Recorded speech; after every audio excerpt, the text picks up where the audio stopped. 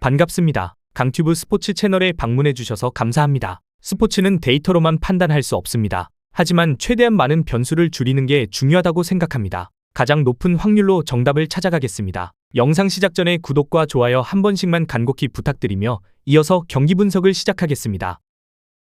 월드컵 조별리그 첫 번째 경기, 네덜란드 대 스웨덴. 네덜란드는 F조 첫 경기에서 일본과 2대2로 비겼습니다. 후반 버질 반다이크가 선제골을 넣었고 크리센시오 서머빌이 다시 앞서가는 골을 만들었지만 경기 막판 동점골을 내줬습니다. 라이언 흐라번베르가 두 골 흐름에 모두 관여한 점은 긍정적이지만 두 차례 리드를 지키지 못한 수비 집중력은 문제였습니다. 따라서 이번 경기 승리가 반드시 필요합니다. 프랭키 더용과 흐라번베르가 중원에서 공을 안정적으로 돌리고 학포와 둠프리스가 측면에서 속도를 내야 합니다. 스웨덴을 마지막으로 만난 건 2017년 월드컵 예선인데 당시 원정에서는 1대1 무승부, 홈에서는 2대0으로 이겼습니다. 반면 스웨덴은 튀니지를 5대1로 꺾고 조 선두에 올랐습니다. 야신 아야리가 두 골을 넣었고 이사크와 빅토르 요케레스, 마티아스 스반베리도 득점했습니다. 전반 7분부터 앞서갔고 빠른 전환과 투톱의 연계가 잘 맞았습니다. 그레이엄 포터 감독도 이사크와 요케레스의 호흡을 높게 평가했습니다. 이사크는 부상으로 아쉬운 시즌을 보낸 뒤 대표팀에 돌아와 득점까지 기록했고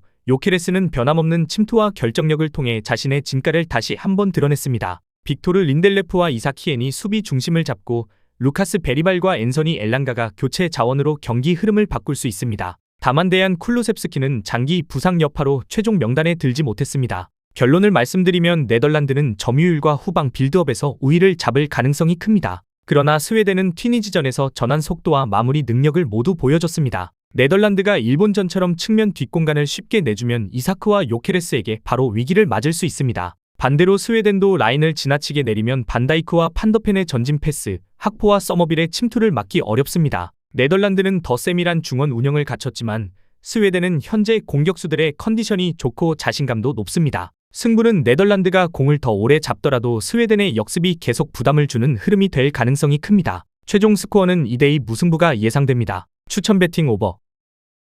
두 번째 경기, 독일 대 코트디부아르. 독일은 2조 첫 경기에서 퀴라소를 7대1로 크게 이기며 출발은 완벽에 가까웠습니다. 펠릭스 은메차가 전반 6분 선제골을 넣었고 니코 슐로터베크, 카이 하베르츠, 자말 무시알라, 나다니엘 브라운, 데니스 운다브까지 득점에 가담했습니다. 하베르츠는 두 골로 최전방 경쟁력을 보여줬고 무시알라와 플로리안 비르츠는 좁은 공간에서 상대의 수비를 흔들었습니다. 조슈아 키미가 중심을 잡고 알렉산다르 파블로비치가 뒤를 받치는 중원 구성도 안정적이었습니다. 다만 전반 21분 역습 한 번에 동점골을 내준 장면은 짚고 넘어가야 합니다. 코트디부아르처럼 속도와 힘을 갖춘 팀을 상대로는 수비 전환이 더 빨라야 합니다. 코트디부아르는 에콰도르를 1대0으로 꺾고 12년 만에 월드컵 복귀전을 승리로 장식했습니다. 후반 90분 교체 투입된 아마드 디알로가 결승골을 넣었고 에메르스 파이 감독은 젊은 선수들의 자신감을 높게 평가했습니다. 에콰도르가 골대를 3차례 맞히는 등 위험한 장면도 있었지만 야히야 포파나 골키퍼와 수비진이 마지막까지 무너지지 않았습니다.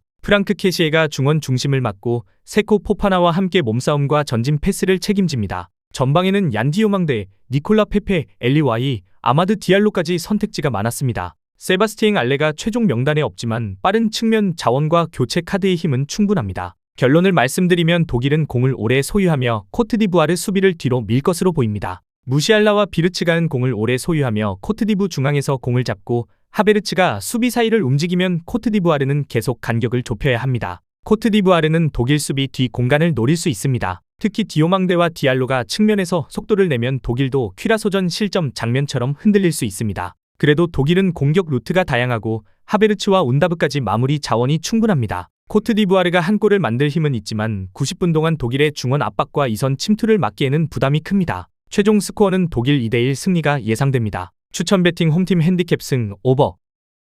다음 경기 분석에 앞서 여러분들에게 조금이나마 도움이 되고 빠르게 정보를 받아보실 수 있는 곳을 마련해 두었습니다. 저의 영상의 하단 댓글창을 확인해 보시면 링크가 있습니다. 누구나 참여 가능하고 100% 무료로 운영하고 있습니다. 돈을 주고 유료 정보를 이용하시는 것보다 저희 멤버방에서 유료 정보와 똑같은 분석 정보를 받아보실 수 있습니다. 다른 곳과 비교도 할 수 없을 정도로 적중률이 매우 높습니다. 초보자분들도 손쉽게 따라하실 수 있게 코칭해드리겠습니다. 멤버방 입장하셔서 함께 떠들고 즐겁게 배팅 라이프를 즐기셨으면 좋겠습니다. 무조건 당첨은 장담해드릴 수 없지만 당첨될 확률을 극대화하실 수 있습니다. 세 번째 경기, 에콰도르 대 퀴라소. 에콰도르는 2조 첫 경기에서 코트디부아르에 0대1로 졌고 2024년 9월 이후 이어온 19경기 무패 흐름도 끊겼습니다. 결과는 아쉬웠지만 경기 내용 전체가 나빴던 것은 아닙니다. 존 예보아와 알란 민다가 전반에 골대를 맞췄고 모이세스 카이세도는 중원에서 공수 연결의 중심을 맡았습니다. 다만 마지막 패스와 마무리가 부족했고 후반 막판 아마드 디알로에게 결승골을 내준 장면은 집중력 문제로 남았습니다. 피에로 인카피에와 윌리안 파초가 지키는 수비는 안정적이지만 이번 경기는 수비보다 득점이 더 중요합니다. 에네르 발렌시아, 곤살로 플라타, 케빈 로드리게스가 초반부터 박스 안 움직임을 늘려야 합니다. 반면 퀴라소는 월드컵 본선 데뷔전에서 독일에 1대7로 크게 졌다습니다. 전반 리바노 코멘렌시아의 슈팅이 굴절되며 1대1을 만들었지만 이후 수비 간격이 무너지며 실점이 빠르게 늘었습니다. 많은 경험을 지닌 딕 아드보카트 감독도 어쩔 수 없었을 정도로 전력 차가 컸습니다. 운이 따르긴 했지만 독일 상대로 득점에 성공했다는 점은 의미가 있습니다. 퀴라소는 엘로이 룸 골키퍼, 주리엔 하리, 레안드로 바쿠나, 주닝요 바쿠나, 켄지 고레를 중심으로 버티는 팀입니다. 다만 독일전에서 드러난 문제는 분명했습니다. 강한 압박을 받으면 후방에서 공을 잃고 수비 전환도 늦어졌습니다. 결론을 말씀드리면 에콰도르는 반드시 이겨야 합니다. 승점 없이 최종전 상대인 독일전을 맞이하면 조별리그 통과 가능성이 크게 떨어집니다. 퀴라소가 첫 경기 대패 이후 라인을 낮출 가능성이 높지만 에콰도르는 카이세도와 알란 프랑코가 중원에서 공을 빠르게 돌리고 측면을 넓게 쓰면서 이를 뚫어낼 것입니다. 플라타와 민다가 1대1을 자주 만들면 퀴라소 수비를 얼마든지 흔들 수 있습니다. 퀴라소도 바쿠나 형제의 전진 패스와 고래의 침투로 한두 차례 반격할 수 있지만 90분 내내 에콰도르의 압박과 측면 공격을 감당하기는 어렵습니다. 에콰도르가 초반 득점에 성공하면 경기 흐름은 빠르게 한쪽으로 기울 가능성이 큽니다. 최종 스코어는 에콰도르 4대0 승리가 예상됩니다. 추천 배팅 홈팀 핸디캡 승 오버. 네 번째 경기, 튀니지 대 일본. 튀니지는 F조 첫 경기에서 스웨덴에 1대5로 크게 졌습니다. 튀니지 축구협회는 바로 그 다음날 사브리 라무시 감독을 결징하였고 에르베 르나르가 지휘봉을 잡았습니다. 스웨덴전에서는 전반 초반 실수로 선제골을 내줬고 이후 알렉산데르 이사크와 빅토르 요케레스를 제어하지 못했습니다. 오마르 레키크가 헤더로 한 골을 만회했지만 후반에는 수비 간격이 더 벌어졌습니다. 르나르는 짧은 준비 기간에도 팀의 자존심과 반등을 강조했습니다. 한니발 메브리와 앨리스 스키리가 중원에서 공을 지켜야 하고 엘리아스 사드와 이삼 제발리가 전방에서 더 빠르게 움직여야 합니다. 갑자기 감독이 바뀌는 큰 변화 속에서 수비 재정비가 시급합니다. 반면 일본은 첫 경기에서 네덜란드와 2대2로 비겼습니다. 두 차례 끌려갔지만 나카무라 게이토가 강한 낮은 슈팅으로 동점을 만들었고 막판 오가와 코키의 헤더가 카마다 다이치를 맞고 들어가 다시 균형을 맞췄습니다. 끈질긴 추격으로 강호 네덜란드와 대등하게 싸웠지만 당초 승리를 목표로 했던 만큼 무승부에는 만족하지 않는 분위기입니다.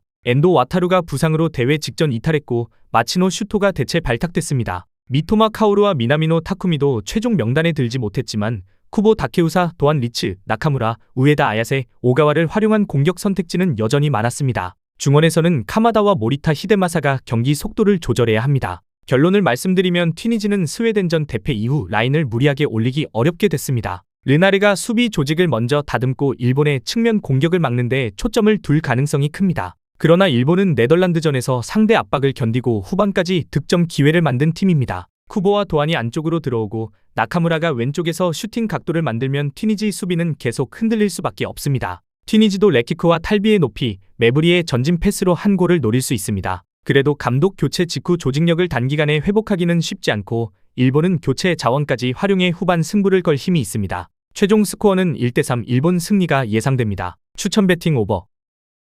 저의 영상이 마음에 드셨다면 구독과 좋아요, 알림 설정 해주시면 저에게 있어서 큰 힘이 됩니다. 추가적인 조합픽과 다양한 경기에 대한 세부적인 분석과 결과가 궁금하신 분들은 영상 하단의 댓글창 꼭 확인해 주시길 바랍니다. 스포츠토토가 처음이신 분들 혹은 적중률이 낮으신 분들께서는 멤버방 적극적으로 추천드리고 멤버방 입장하시면 분석 비교부터 해보시길 바랍니다. 멤버방에 다양한 픽스터 분들이 많이 있으니 도움을 받아서 수익을 극대화하는 것도 괜찮은 방법일 수 있습니다. 그러니 며칠 지켜보신 후 마음에 드는 조합픽 탑승하는 방법도 좋을 수 있습니다. 누누이 말씀드리지만 스포츠는 절대로 운으로 하는 게임이 아닙니다. 이제는 스포츠도 전문 분야가 존재합니다. 오늘도 저희 영상을 시청해주셔서 정말 감사합니다. 구독과 좋아요 한 번씩만 부탁드리며 저는 다음 영상에서 인사드리겠습니다.